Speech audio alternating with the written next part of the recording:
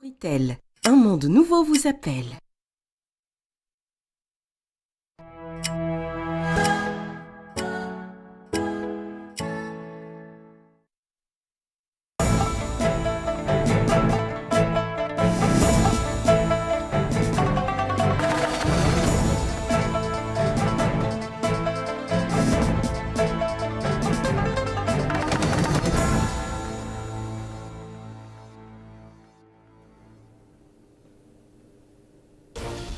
Une réception, celle organisée par l'ambassade de l'Afrique du Sud à Nouakchott, c'était hier soir à l'occasion de la fête nationale de ce pays.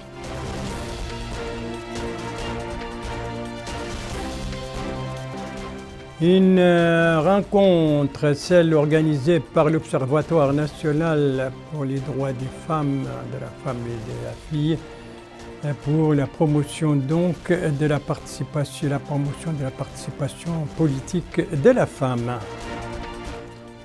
Et puis une clôture, celle de la campagne électorale pour les échéances électorales de demain. Campagne clôturée donc hier à minuit sur l'ensemble du territoire national.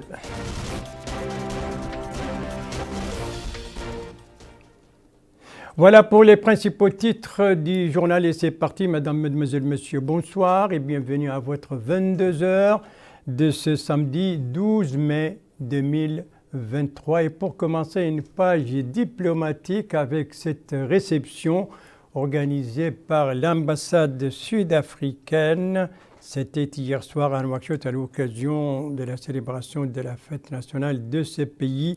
Une réception en présence du ministre de la Défense nationale par intérim, ministre des Affaires étrangères et de la coopération des Mauritaniens de l'extérieur, ainsi qu'une conseillère du Premier ministre. Et c'était l'occasion pour les chargés d'affaires donc d'indiquer d'emblée l'amitié et le soutien que la Mauritanie a toujours apporté à son pays et de souligner l'importance du renforcement des relations bilatérales entre la Mauritanie et l'Afrique du Sud. Voilà donc pour la diplomatie. Venons-en maintenant à la politique intérieure du pays, une politique dominée bien entendu par donc les élections législatives, régionales et communales qui vont se dérouler hier et qui ont été précédées par une campagne électorale de 2 semaines clôturée hier soir, une campagne qui s'est déroulée dans un climat dont c'est félicité, dans ce climat qui a été salué par le ministère de l'Intérieur et de la décentralisation. C'est ce qui ressort d'un communiqué publié par le ministère ce soir. Et un communiqué donc qui met en exergue également ce climat général de tranquillité dans lequel s'est déroulée la campagne sur l'ensemble du territoire national. L'occasion pour le ministère de féliciter les différents acteurs politiques durant toute politique pour le calme qui a caractérisé la scène politique durant toute la campagne. C'est ce que précise le communiqué qui ajoute que le ministère a pris les mesures nécessaires administratives et sécuritaires pour permettre aux partis politiques en lice de mener à bien leur action. Et c'est là conformément à l'esprit de l'appel lancé par le président de la République, M. Mohamed Ould Cheikh El Ghazouani, à la veille, vous le savez, à la veille du lancement de cette campagne électorale. Il est communiqué d'ajouter que la campagne et le reste des mesures préparatoires de ce scrutin, tout cela a été mené de façon concertée, conformément à l'accord politique entre les ministères qui représentent le gouvernement et les partis politiques en lice. Et enfin, le communiqué a tenu à féliciter les forces armées et de sécurité ainsi que les autorités administratives pour le succès de l'opération. Voilà donc pour ce communiqué du ministère de l'Intérieur et de la décentralisation qui a su allier le climat dans lequel s'est déroulée la campagne électorale qui s'est achevée hier soir à minuit. Autre satisfaction donc pour le déroulement de la campagne, cette fois, cette satisfaction émane de la APA, la Haute Autorité de la Presse et de l'Audiovisuel, une satisfaction exprimée par son président. C'était au cours d'une conférence de presse tenue ce soir. Nous remercions dans ces contextes encore les partis politiques, les médias publics et privés pour le niveau de collaboration dans l'opération de régulation pendant la campagne électorale. La Haute Autorité de la presse et de l'audiovisuel félicite les partenaires qui ont soutenu et accompagné les autorités dans les processus électoraux, surtout le PNUD, l'Union européenne, ce soutien qui nous a permis de renforcer les capacités des journalistes, de mettre en place encore des comités de monitoring et d'alerte et de veiller, de lutter contre les fake news et les discours haineux. La Haute Autorité profite de la fin de cette opération ou de cette campagne électorale pour lancer un appel pour mieux œuvrer à une amélioration continue des instances chargées de la couverture médiatique de l'opération électorale et garantir un accès juste et égal et un renforcement des capacités des acteurs impliqués, politiques, hommes des médias, activistes de la société civile. Lancer un appel pour consolider les acquis dans les domaines d'un accès, de garantir un accès juste et équitable aux partis politiques et d'une couverture professionnelle pour les élections pluralistes et demander et approfondir les programmes favorisant le dialogue entre les différents partis politiques dans la campagne électorale et à renforcer la culture électorale chez nos citoyens et chez nos électeurs et renforcer davantage l'accès des personnes handicapées aux programmes électoraux. Voilà, programmes électoraux donc pour les différents partis qui viennent de participer à cette campagne électorale clôturée hier soir. On a beaucoup parlé également de la participation de la femme, un thème d'ailleurs qui était au centre d'une rencontre organisée aujourd'hui par l'Observatoire national pour les droits de la femme et de la fille, une rencontre relative à la promotion des droits politiques de la femme et de sa participation au processus démocratique. Compte rendu Aminata Khan. L'Observatoire national des droits des femmes et des filles poursuit sa campagne de plaidoyer pour la promotion des droits politiques de la femme et sa participation dans le processus électoral. La présidente de l'Observatoire, Mahla Mint Ahmed, a appelé les femmes mauritaniennes à jouer pleinement leur rôle et à renforcer leur participation dans les différents domaines du développement. Elle a appelé le gouvernement, les organes législatifs et les autorités à plaider en faveur des femmes, en faveur de leur soutien et de leur encouragement, rappelant le rôle important qu'elles jouent à travers les domaines socio-économiques et politique. Lui succédant, le représentant résident du commissariat aux droits de l'homme s'est déclaré, il a exprimé en substance. Cette participation politique des femmes est essentielle à la promotion des droits des femmes et des filles, qui constitue le mandat premier de l'ONDF. Et à cet égard, je voulais insister sur notre engagement à continuer à soutenir les activités de l'ONDF en ce sens. Encore une fois, félicitations et beaucoup de réussite. La coordinatrice des initiatives et équipes de sensibilisation, Fatmetou Mint Mohamed Salek, a abondé dans le même sens, indiquant que la femme mauritanienne joue un rôle important dans la société, d'où l'importance de renforcer sa participation dans les différents domaines du développement. Voilà donc pour cette activité organisée par l'Observatoire national pour les droits des femmes et de la fille, ceci pour la promotion des droits politiques de la femme et pour sa participation au processus démocratique qui va connaître demain une nouvelle étape. Vous savez que demain les Mauritaniens sont à nouveau appelés aux urnes, ils sont plus d'1 785 donc électeurs inscrits, précisément 1 785 035 inscrits pour donc ces scrutins, ces triples scrutins demain, législatif, régional et communal, avec participation de 25 partis politiques. Donc l'occasion pour ces partis durant cette campagne de faire connaître leurs programmes, surtout pour les programmes de leurs candidats à ces différents scrutins. La campagne donc a duré 2 semaines. Elle a été clôturée exactement hier soir à minuit pile.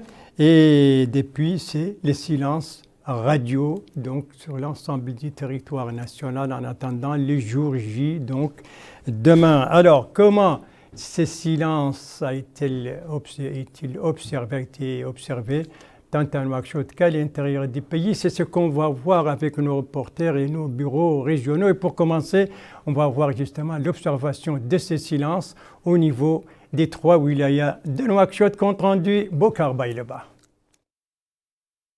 Après le temps de parole vient le temps du silence pour la campagne électorale. Depuis minuit, les partis politiques en lice pour les élections municipales, régionales et législatives sont astreints au silence.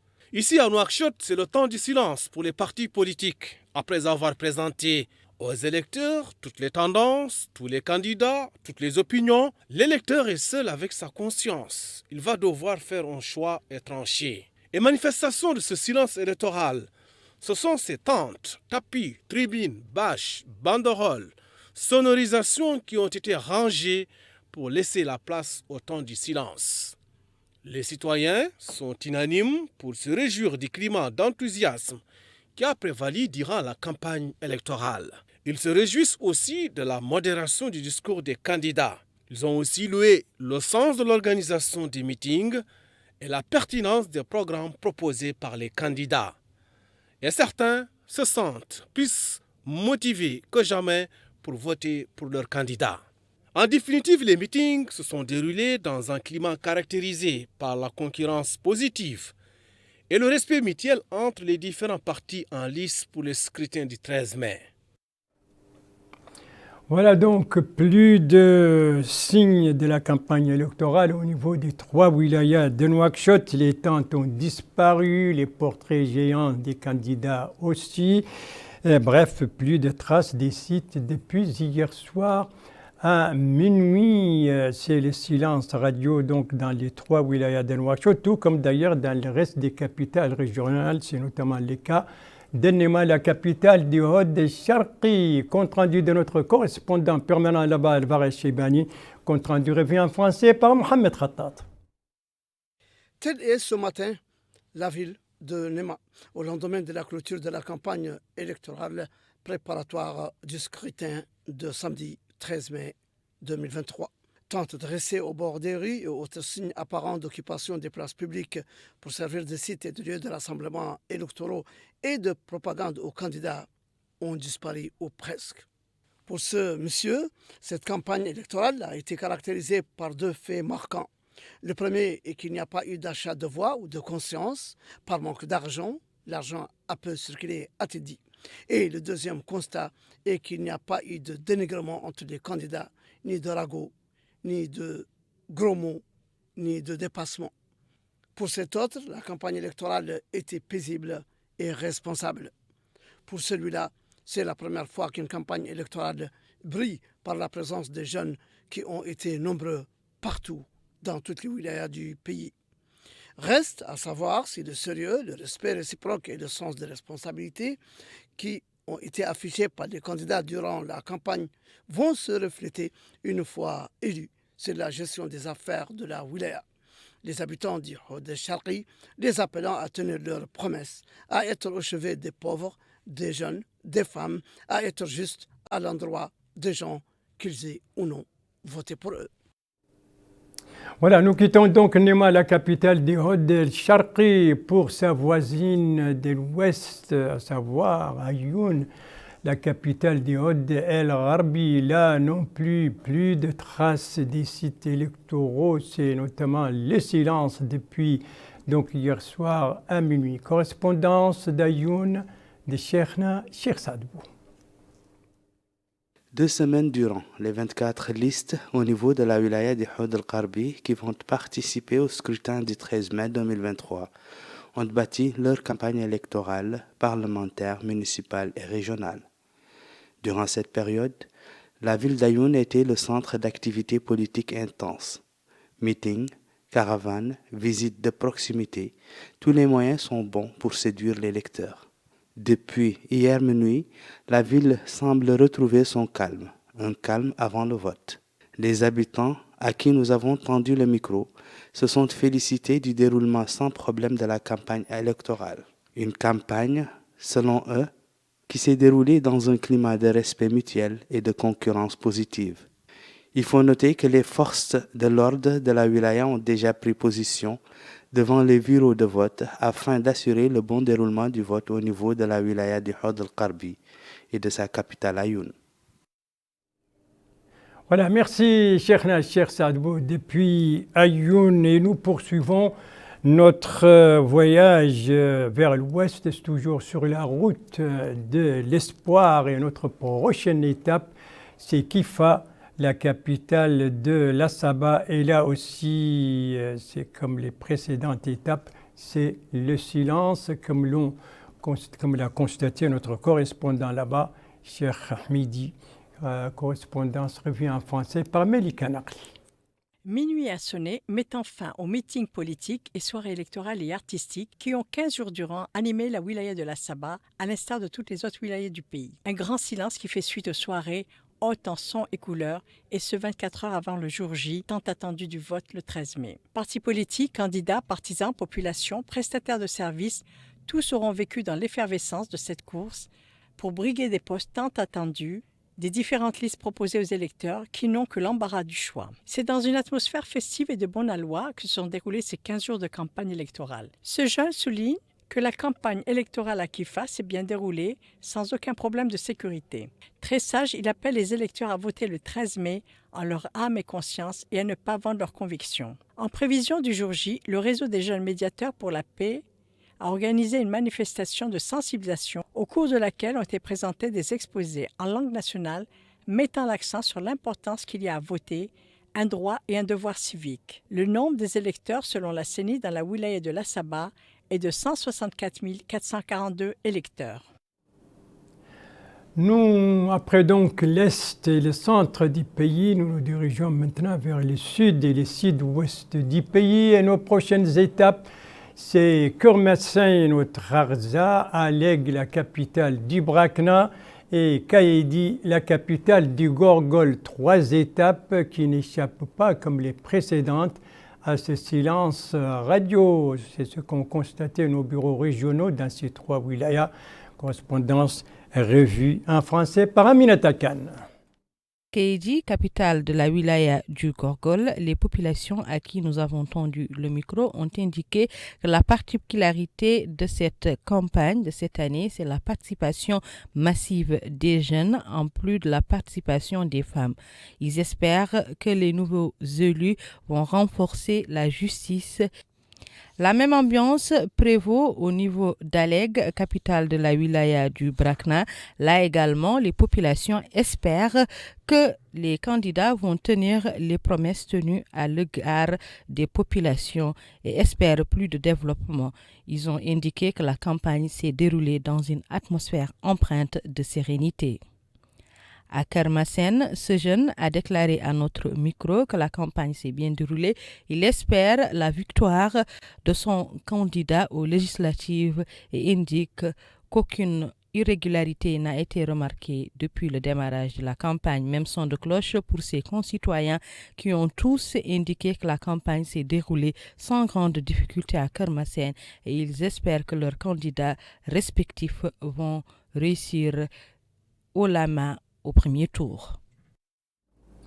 Nous quittons les bords du fleuve Sénégal pour le centre du pays, Tijikja, la capitale du Tagran. Après une escale à Nouadhibou, notre capitale économique à l'ouest, et à Attar, la capitale de l'Adrar, dans le nord. Là aussi, plus de traces de la campagne électorale, constat de nos correspondants régionaux, constat revu en français par Bokar Baïleba. À Attar, l'heure est au silence électoral. Il est interdit de publier des informations, tenir des meetings ou réunions et diffuser des messages de propagande à visée électorale. En d'autres termes, il s'agit d'observer une période de réserve pour tous les partis politiques en lice pour les élections municipales, régionales et législatives du 13 mai. Les habitants s'accordent à dire que cette campagne électorale s'est déroulée dans une atmosphère empreinte de sérénité et de responsabilité. Fin de campagne électorale aussi à Nouadhibou. L'ambiance a cédé au silence. Les affiches, les bannières, les tracts et autres matériels de campagne ont été retirés des lieux publics et des espaces de rassemblement. Les rues de notre capitale économique qui étaient remplies d'énergie, avec des sons et lumières qui enveloppaient la ville, tout a été mis de côté le temps d'une journée de silence électoral. D'ailleurs, les habitants affirment que les meetings ont été une occasion pour se rassembler et discuter des enjeux et les actions à mener pour impulser un cadre global de nature à mener davantage la Mauritanie sur la voie du progrès. Au Tagante, là aussi, l'ambiance de la campagne a laissé la place au temps du silence. Toute la logistique qui a servi à tenir des meetings, des réunions et autres rassemblements a été rangée. Deux termes reviennent constamment dans les témoignages des habitants, la sérénité et la responsabilité. La campagne électorale s'est déroulée dans un climat de saine concurrence et chaque candidat, selon eux, a joué sa partition de manière démocratique, en faisant preuve de retenue et d'engagement durant les 2 semaines de campagne. Les dernières étapes de notre tour du silence à travers les pays nous conduisent au Tir Zemmour dans l'extrême nord, vers l'extrême sud-est du pays, les Guidimaha, avec donc en passant par l'Inchiri dans le nord. Alors, les silences radio depuis hier soir à minuit, et à Agjoust, et à Zouerat, et à Selibabi, avec nos bureaux régionaux donc dans ces 3 wilayas. Correspondance revue en français par Mohamed Khattat. À Selibabi, c'est le retour à la vie d'avant la campagne électorale, laquelle s'est terminée ce vendredi 12 mars à 0h. Et les candidats en liste sont entrés dans une période de réserve, un silence radio, pendant lequel ils se mettent en retrait en attendant le verdict des urnes.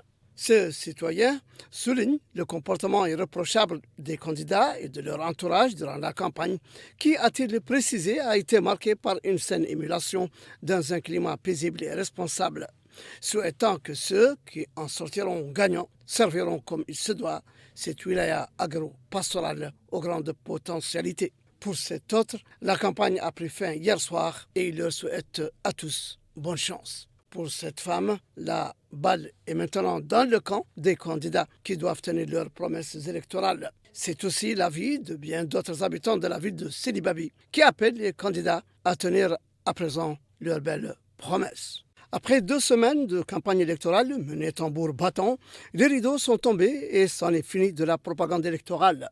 Ici, à Zouerat, on plie les tentes qu'on avait dressées ici et là pour la circonstance. On libère les places publiques qui avaient servi de site et lieu de rassemblement électoraux et de propagande aux candidats et leurs militants pour le débat électoral.